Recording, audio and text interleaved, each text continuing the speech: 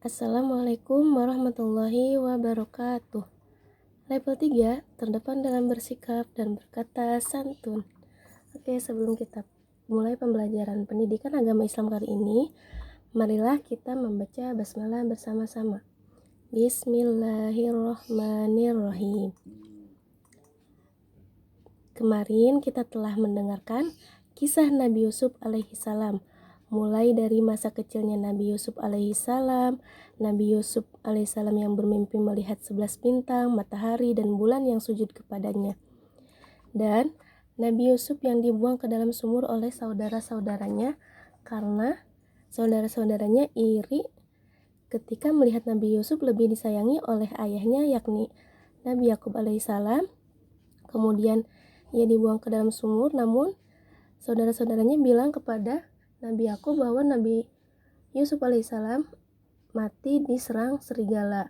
Sang ayah waktu itu menangis sampai buta mendengar Nabi Yusuf yang mati diserang serigala karena saking sedihnya beliau. Lalu kemudian Nabi Yusuf dikeluarkan dari dalam sumur dan diselamatkan oleh rombongan kabilah. Nabi Yusuf alaihissalam yang diangkat menjadi nabi saat berada di dalam penjara. Nah, saat itu Allah menurunkan wahyu kepada Nabi Yusuf alaihissalam dan mengangkatnya menjadi utusannya. Di dalam penjara itulah Nabi Yusuf mulai berdakwah. Kemudian Nabi Yusuf menafsirkan mimpi. Saat di penjara, Nabi Yusuf menafsirkan mimpi. Dia juga menafsirkan mimpi Raja Mesir yang kemudian akhirnya mimpinya menjadi nyata. Dan sebab itulah Nabi Yusuf dibebaskan dari penjara, kemudian diangkat menjadi bendahara kerajaan. Nah, setelah keluar dari penjara, Nabi Yusuf bertemu keluarganya.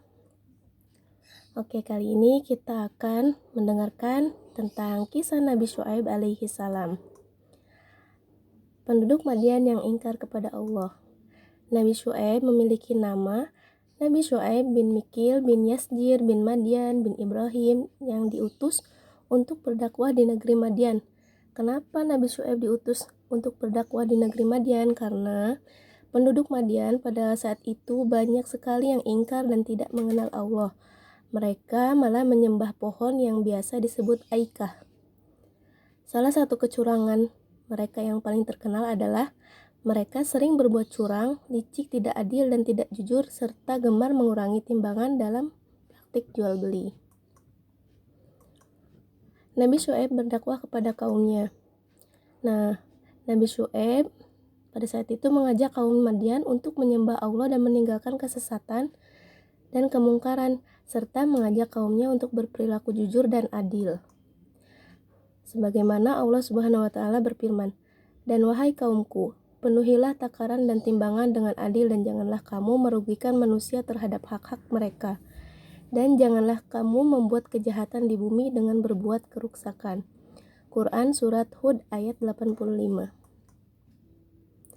Dakwah Nabi Syuaib pada saat itu banyak ditolak oleh kaumnya. Sebagian besar penduduk Madian menolak dakwah Nabi Syuaib. Bahkan mereka mencelanya.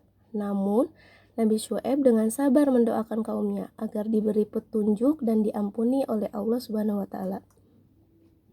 Kegigihan dan semangat Nabi Syuaib membuat kaum Madian yang ingkar marah dan mengancam akan menyiksa Nabi Syuaib jika tidak menghentikan dakwahnya. Namun Nabi Syuaib tidak takut. Ia yakin bahwa Allah akan menolongnya dan melindunginya. Allah murka melihat kemungkaran kaum Nabi Syuaib yang semakin merajalela. Kemudian Allah memerintahkan Nabi Syuaib dan pengikutnya yang beriman untuk pindah dari negeri Madian. Setelah Nabi Syuaib dan pengikutnya yang beriman itu pindah, maka Allah menurunkan azab kepada kaum Nabi Syuaib yang ingkar. Azab datang menimpa penduduk Madian. Seketika itu udara menjadi sangat panas sehingga mereka keluar dari rumahnya masing-masing.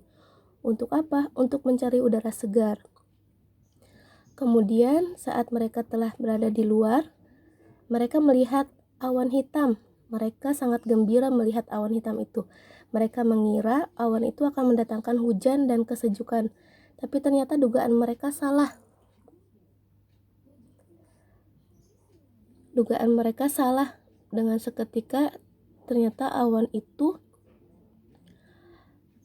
mengeluarkan petir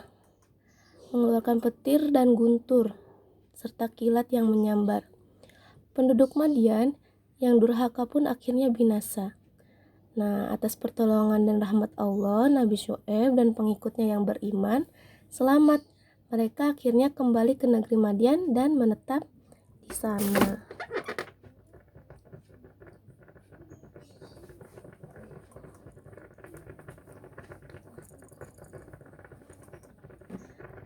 Setelah kita mendengarkan kisah teladan Nabi Syuaib alaihi salam tadi, ternyata banyak hal yang bisa kita teladani dalam kehidupan sehari-hari. Yang pertama, melaksanakan perintah Allah, sebagaimana Nabi Syuaib telah melaksanakan perintah Allah, yaitu berdakwah. Yang kedua, mengingatkan teman agar berbuat baik, sebagaimana Nabi Syuaib mengingatkan kaumnya agar tidak curang dalam berjual beli. Bersemangat dan tidak putus asa, sebagaimana dalam berdakwah Nabi Syuaib alaihissalam tidak pernah putus asa meskipun kaumnya menentangnya.